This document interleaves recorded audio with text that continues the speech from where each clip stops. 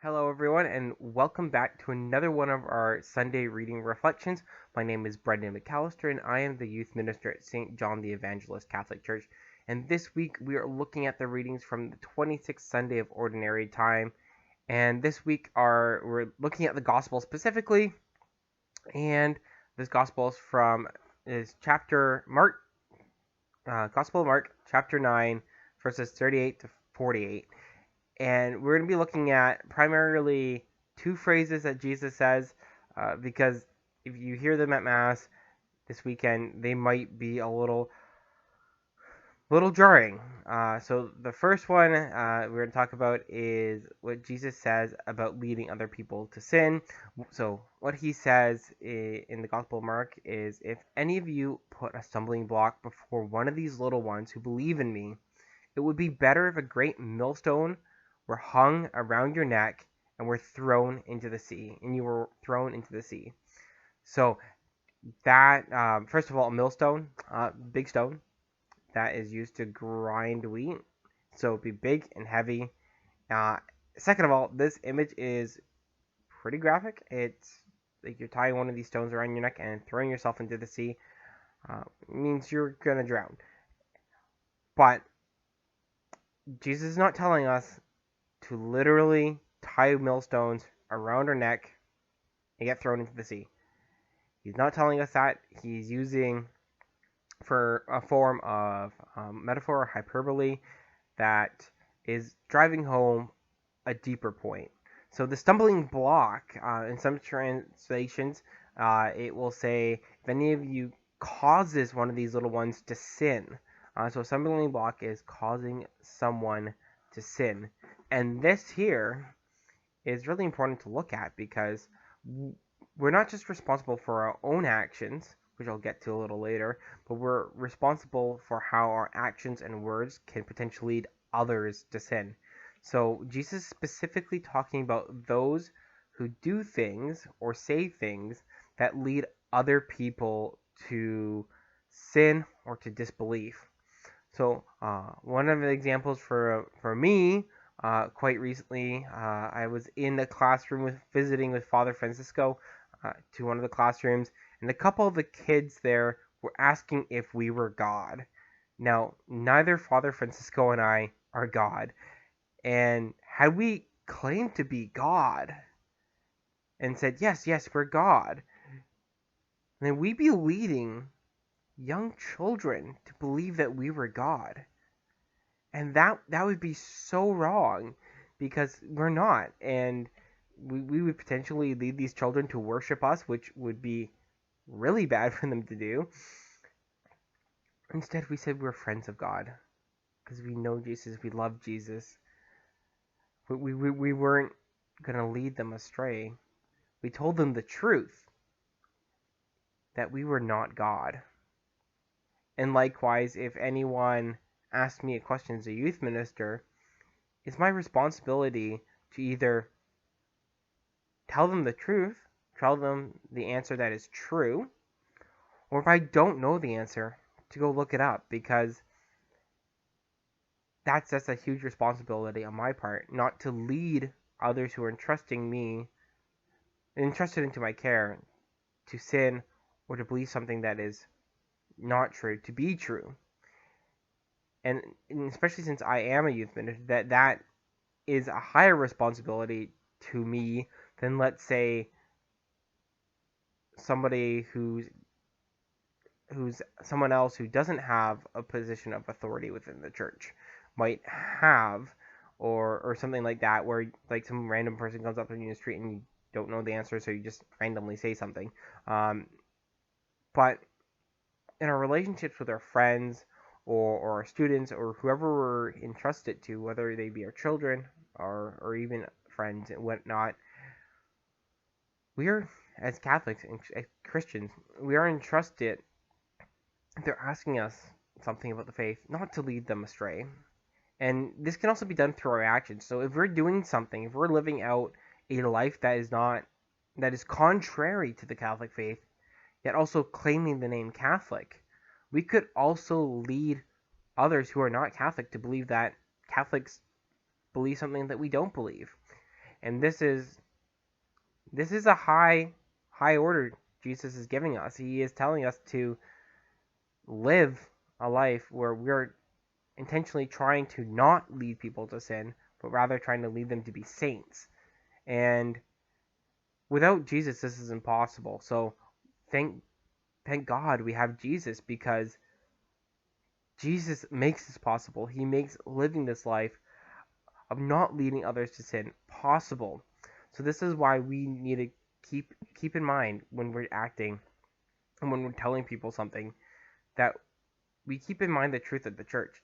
Jesus is truth, because Jesus is the way, the truth, and the life. And we're doing our fellow brothers and sisters on this planet a disservice if we're not sharing that truth with them. But a key point on sharing the truth, there's really two ways that you can share the truth.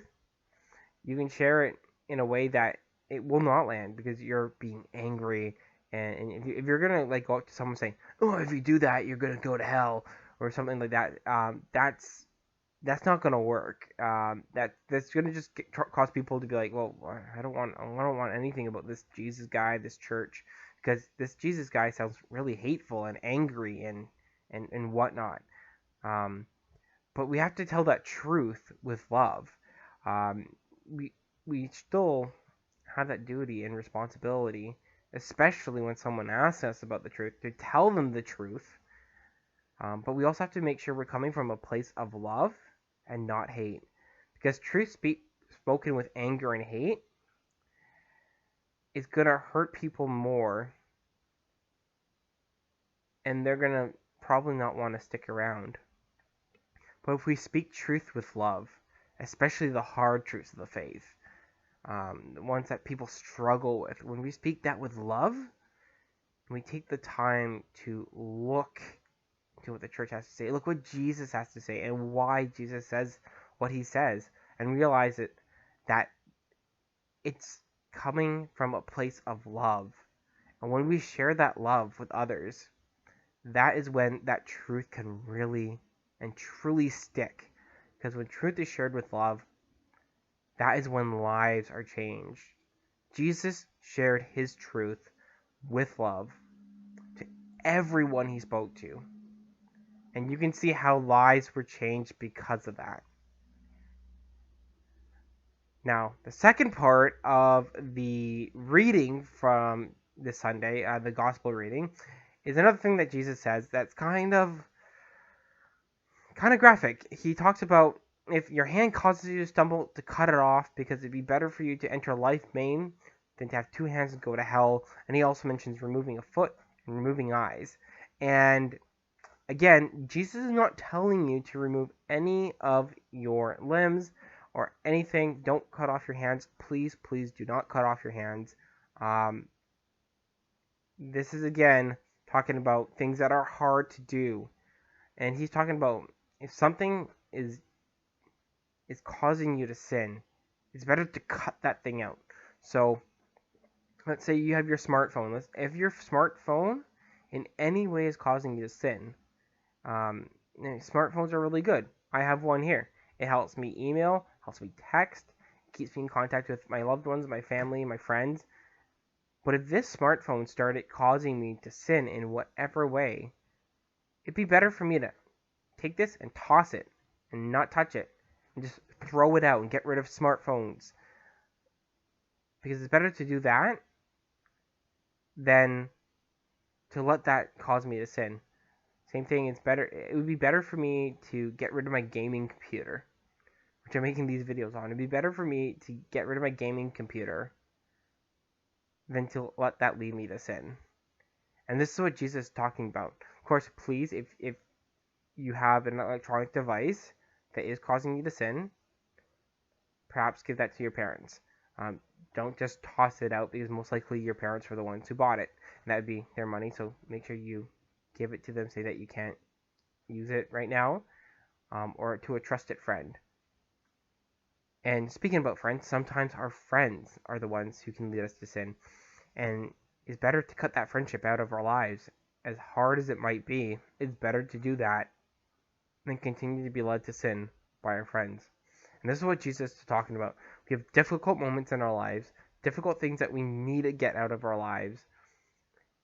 And we need to trust in Him, trust in Jesus. Give whatever it is that is causing us to sin.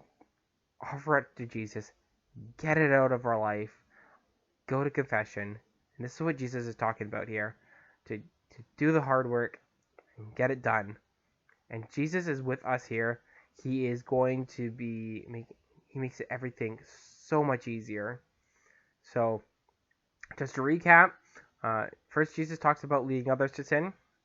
We shouldn't do that because in itself is a sin.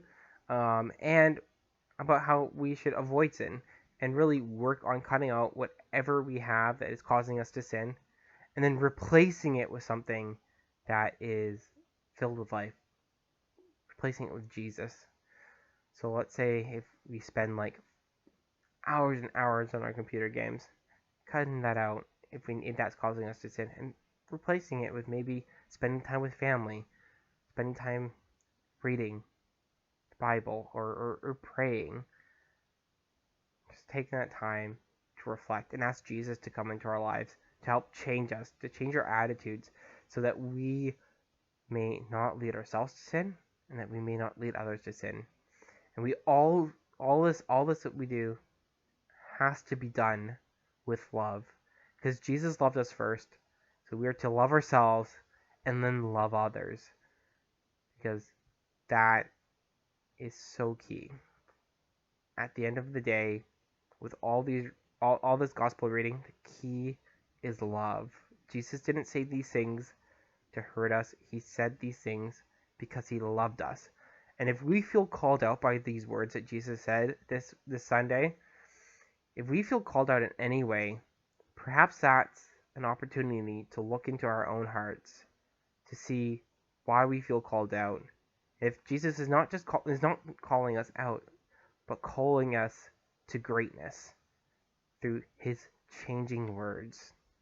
So until I see you again, I want to wish you a great week, great weekend, and just have an amazing, amazing time. Know that I am praying for you. Please pray for me. Bye.